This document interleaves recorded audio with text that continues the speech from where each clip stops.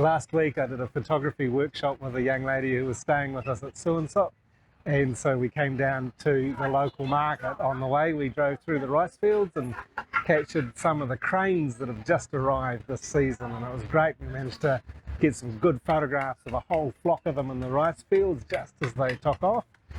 And then we headed down to the market at Chom Tong, the local fresh market. And I was kind of curious as to how it would go because I haven't taken photographs down there before, but I've done a lot of shopping. This is where we buy our vegetables and our fruit most weeks. So the people recognised us, or some of them do. I wasn't sure how they'd respond to being photographed or having me wander around or having us wander around with our cameras.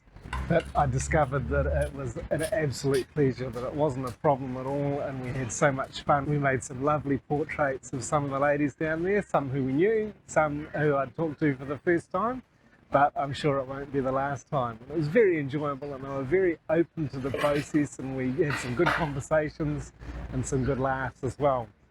Then we came down here to the night market in Chom Tong. It's like a street food market. We're a little bit early, so there wasn't much activity happening, so we spent a little bit of time at the temple, managed to get some nice photos of a young monk who was sweeping, had a nice chat with him. He was keen to practice his English, so we enjoyed some good conversation with him and captured some nice images of him doing his yard work in the afternoon.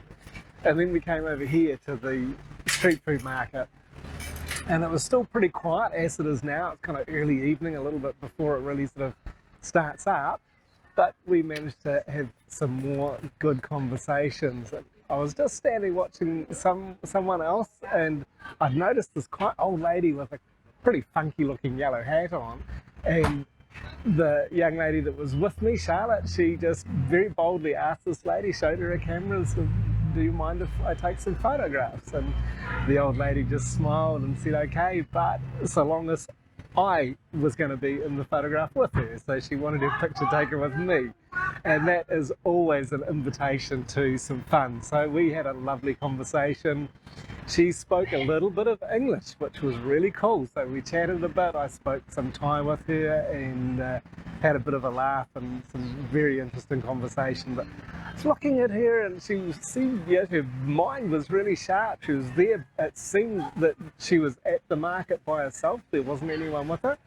I asked her age. She said that she was Gausip Hokpi. This is 96 years old. And I thought, wow, that's doing pretty well for coming down the market by yourself and just really just interacting with a couple of foreigners and having a good time. And it was lovely. We made some good portraits of it, just a few, not many, but most of all we had really good conversation. And as is fairly typical with photographing particularly older women in Thailand, the topic of where we live, where we're from, and where will these photographs go comes up. And so of course we tell her where we're from, and she was interested in that. It's like, oh good, so I get to go overseas, she said. And this is a very common response that I've become used to, as I said, particularly with older women, that because we take their photograph and we're from overseas, they have this wonderful notion, this idea, I guess just a fantasy if you like, that because we're going to travel, the photograph's going to travel, it's going to go back to our home country, and so therefore some part of her is also going to get to travel and go to these countries with us. And it's just a lovely thing that I've experienced many times over the years that I've been photographing people in Thailand, that this will often come up,